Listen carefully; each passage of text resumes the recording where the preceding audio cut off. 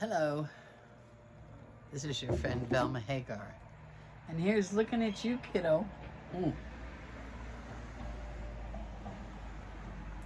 I'm up here on my rooftop in my crow's nest, and the day is just gorgeous. It's January 2nd, and the weather is beautiful, as you can see. I have the palm trees out there, and I'm just grateful to be here. And you know how long I believed God to get up here to this place? Ironwood Country Club it's called, and it sits at the foot of the Santa Rosa Mountains. And when they first started building up here, I lived on the north side of the highway in Palm Desert, and I said, oh God, one day I want to live up there. And I had no idea how I was going to get here. It was an expensive area, it was a country club, it was gated, and I was a single mom struggling along. But you know what? Here I am. And I want to tell you that what I want to talk about today is kind of goes along with that. My books. Hidden treasures in secret places, hidden treasures in dark places. One is as good as the other. They are done in a devotional style where you read one page a day, and the pages are short. Even if you don't like to read, here's one whole day. Here's the next day. And it is life application. And I guarantee you'll be blessed. I guarantee you. There's a scripture in every blog, so you get at least one scripture a day, and many times there's two, even three. And I talk about that scripture. It's very unchurchy. They're interesting. You don't stop and read the whole thing at once. You read one page a day. It's so easy. All right. Amazon.com. Velma Hagar. All right. Now, I want to talk about how the soil that you're planted in. You know, we all know the scripture about the fig tree in the Bible, where the farmer comes along and he says, this fig tree has not had any figs on it for 3 years, and it's planted in good soil. Tear it out. And the farmer says, you know, I've been giving it fertilizer, which is just shit. He's been putting shit on it. I dig around it. It's in good soil, and it has not produced. In 3 years, it's supposed to produce by now. But give me one more year. Now, that fig tree represents you and me. And the farmer represents God. Give it one more year, he says, and continue to put the dung on it and dig around it. Now, the point being, fertilizer helps things produce, right? And in our life, fertilizer would be a bunch of crap in our life. It's crap.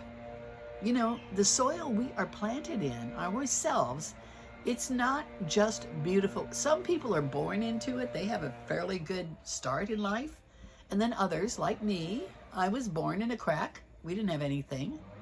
The soil was not good that we were planted in.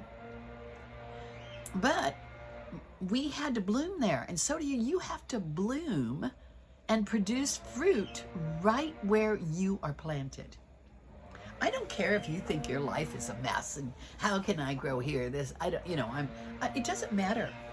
Wherever you are planted, you have to bloom. And I'm going to make a prophecy this year. You know, I heard a pastor do this message, and it was so good.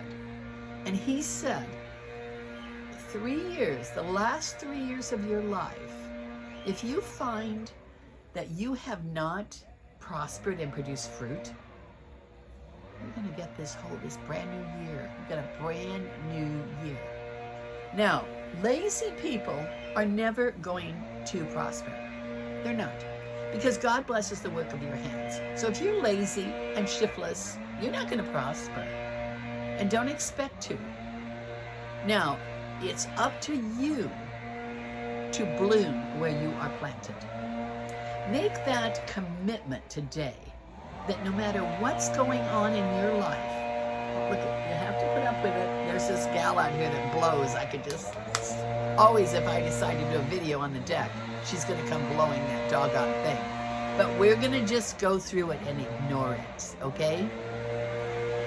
Okay, so now I want to get back to this. I don't care where you are planted. I want you to make a commitment that in the crap, in the shit of what you're dealing with, that you're going to blossom. You're going to produce fruit anyway. Even if there's this kind of thing going on out here, you're going to keep going. You're just going to keep going. You're not going to let anything bother you. What is she doing? Oh, God. I could just smack her. Yeah, and life is full of stuff like that. We know it is. It's full of stuff like that. But we're going to keep going anyway and produce fruit anyway. This ought to be a doozy of a video. My gosh. And subscribe. Hit that subscribe button down there, would you? You know, I say this about, look, it's noisy around here on Tuesdays because it's gardening day. But I live in the most beautiful manicured area. And without the gardeners, how would it be beautiful and manicured? That's what I say to myself. So you know what? Let her blow. Just blow away, Cupcake.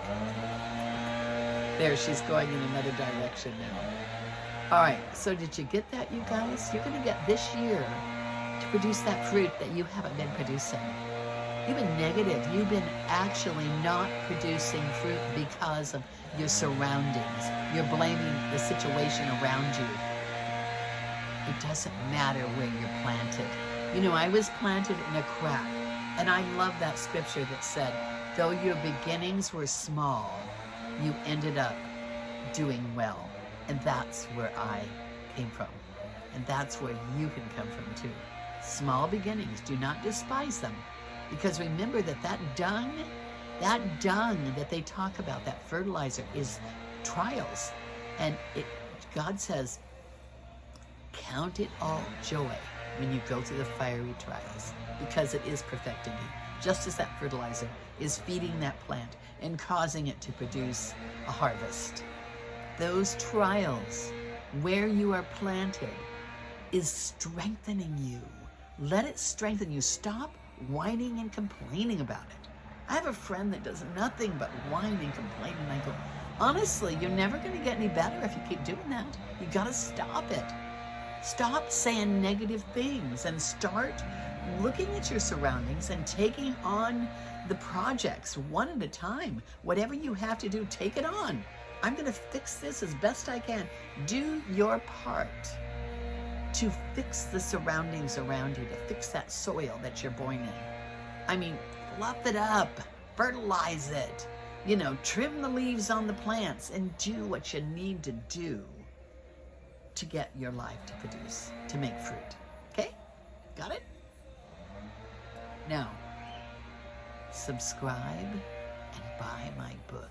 It's doggone wonderful, and it will help you to grow. All right. Until next time, this is your friend, Velma Hagar, bidding you a blessed day, reminding you to blossom where you are planted. Bye.